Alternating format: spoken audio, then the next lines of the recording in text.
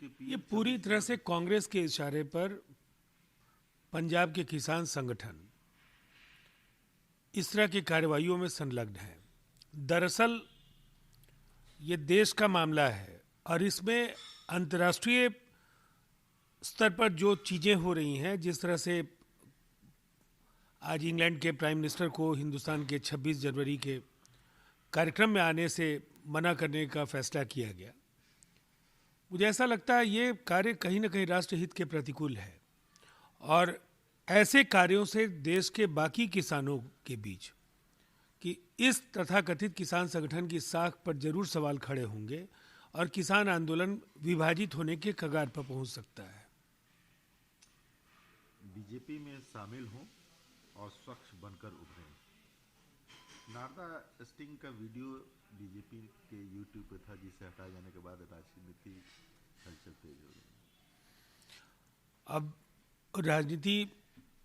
जिस तरह से एक दूसरे पर कालिक पोतने की स्पर्धा बन करके हो गई है, उसमें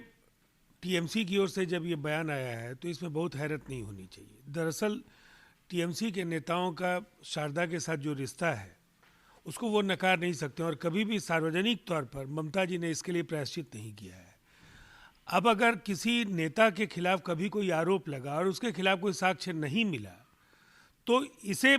अगर शारदा से जुड़े हुए संलिप्तता को वो सोचते हैं तो निसंदेह उस दौर में मुख्यमंत्री के तौर पर ममता जी को अपनी भूमिका को भी स्वीकार कर लेना चाहिए और ये अगर इस तरह का आत्मचिंतन वो करेंगे तो ये बहुत ही भारी पड़ेगा उनके लिए। ममता बनर्जी ने अपने स्टेटस शेयर किया है जिसमें लिखा है कि अमित शाह ने मुझे ढोकला ट्रीट किया। देखिए, उन्होंने कहा है कि जो बंगाल में टीएमसी के शासन के दौरान उद्योग और विकास के अन्य जो मानक हैं, बंगाल पिछड़ा है, उसको उन्होंने चुनौती देते हुए कहा है कि अगर अमित शाह अपने बयान को साबित नहीं कर पाए तो एक ढोकला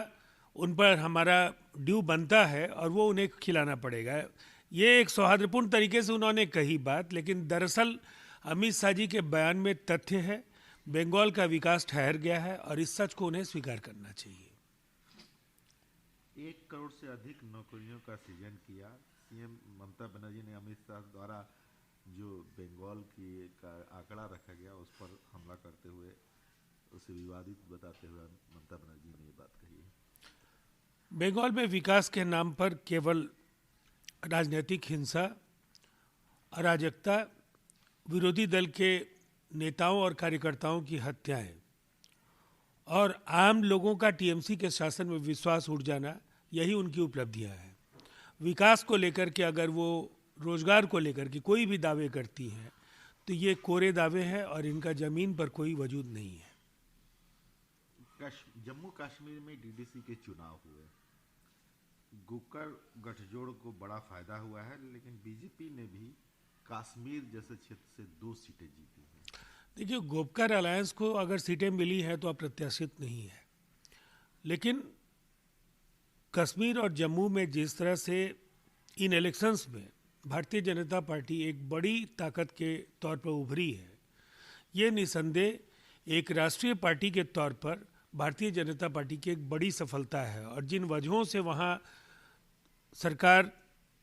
गिरी और जो कुछ भी वहाँ के हालात थे, निसंदेह भारतीय जनता पार्टी ने एक लोकतांत्रिक प्रक्रिया की शुरुआत करके लोगों के दिलों में जगह बनाने का काम शुरू कर दिया है।